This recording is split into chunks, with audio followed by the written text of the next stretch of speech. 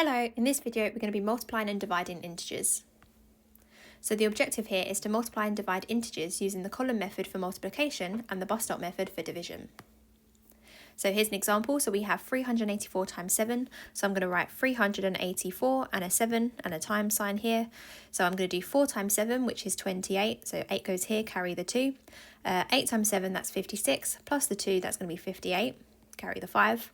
3 times 7 is 21, plus the 5, that's 26. So the answer to this question is 2,688. This next one here, I'm doing 47 times 36 and timesing.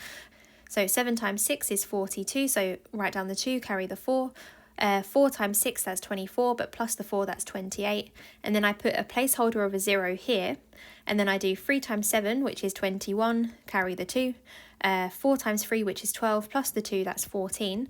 So I have 282 and I have 1,410. So I'm going to add them. So 2 plus 0, that's 2. 8 plus 1, that's 9. 4 plus 2, that's 6. And 1 plus nothing is 1. So the answer to this question is 1,692. This next one here we're dividing, so we're going to use the bus stop method. So I've got 672 divided by 6. So 6 goes outside the bus stop and 672 goes inside.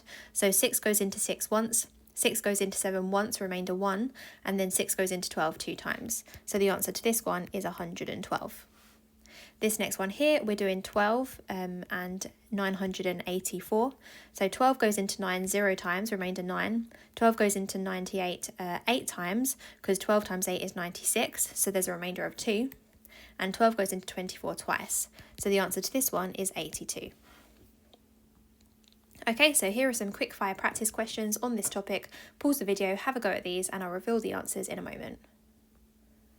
Okay, so well done if you managed to have a go at those. So here are the answers, and that's everything for this video. So thank you so much for watching, and I'll see you again in another video. Bye!